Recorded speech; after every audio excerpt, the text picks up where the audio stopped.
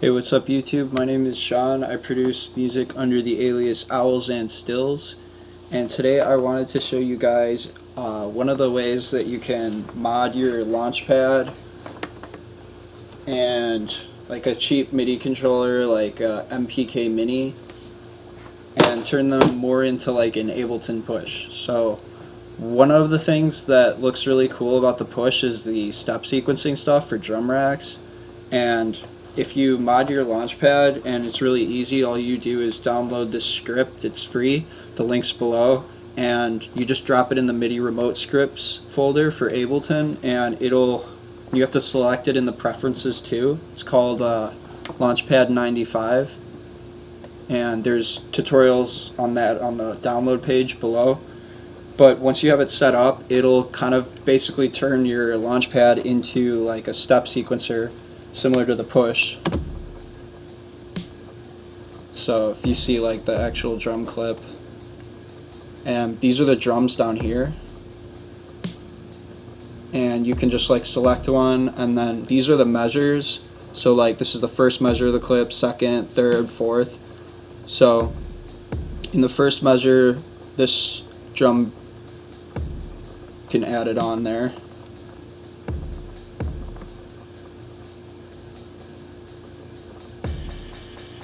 Like so.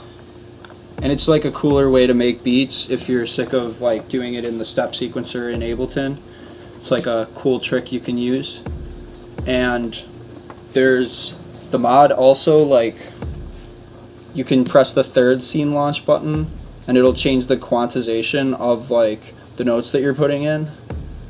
And say you come up with a beat and you want to duplicate the clip and like modify it further, what you can do is,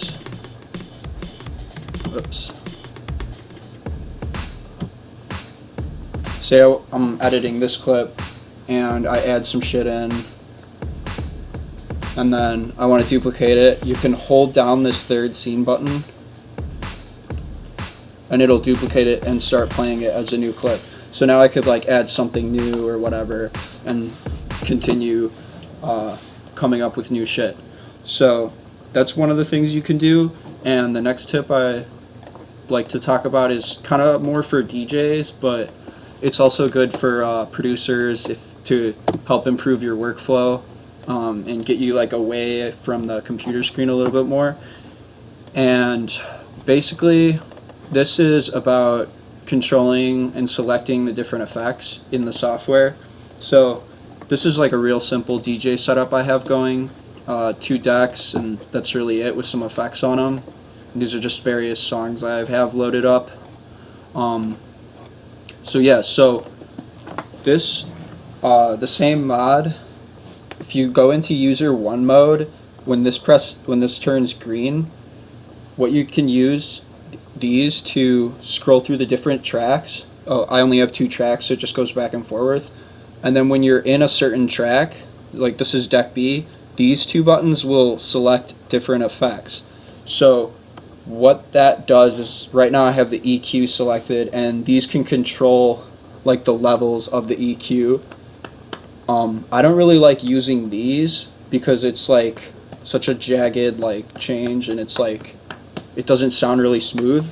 But the good news is, if you have an MPK Mini, and this is like really I have some other ones, but this one I know for a fact that like when you're selecting an effect in the software, these knobs will like automatically map to it. I don't know if like other controllers do that, but this one does. And these are pretty common, and they're really cheap. You could probably get it for like $50 used on eBay. So like you can use them together and like scroll through without touching the mouse, without touching the keyboard. You could scroll through a different channel and then go, oh, okay, I want to control the beat repeat, and then all the knobs will just automatically map to that, and you don't have to touch the mouse or the keyboard. So that's pretty cool.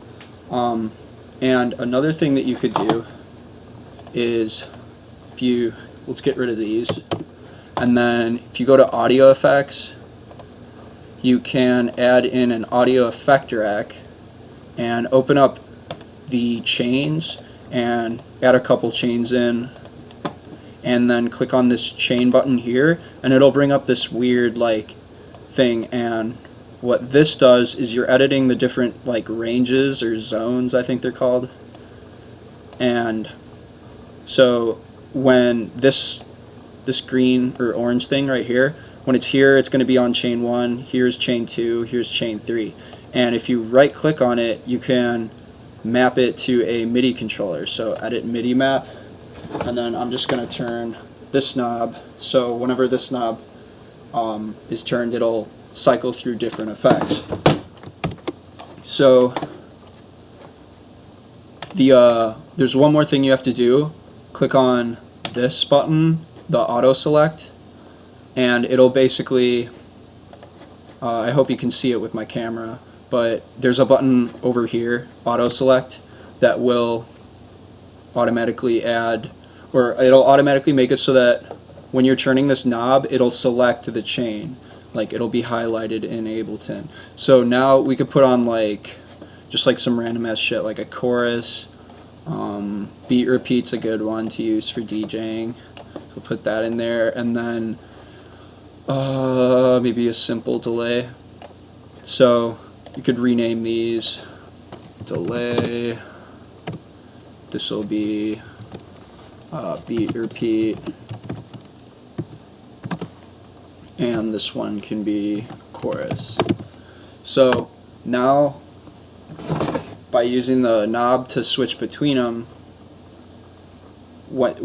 since this auto select button's here, it'll automatically select that chain, and then once it's selected, you can use the other knobs that aren't assigned in Ableton to just automatically control the selected device. So with the turn of a knob, you can switch from a chorus to a beat repeat to a simple delay or nothing, and just completely have no effects on the track.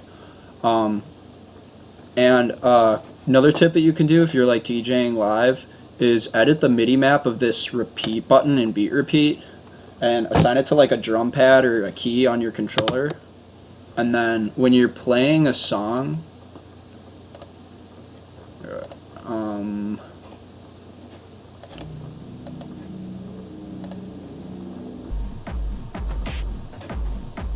what you can do is just like tap this button and it'll start glitching. But you have to tap it twice. And you can use the knobs to change like, okay, so like 16th or 12th notes.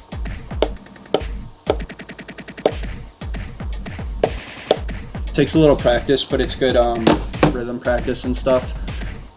So that's another thing you can use, and you can build up like an arsenal of effects in this audio effect rack, and you can even overlay them.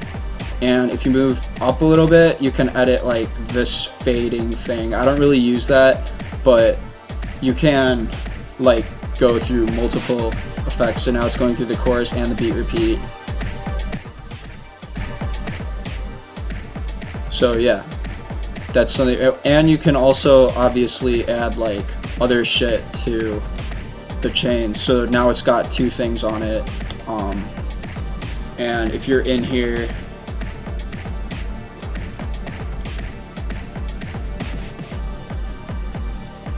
unfortunately, it doesn't let you scroll between them with the LaunchPad, but it's still better than just using the regular old LaunchPad.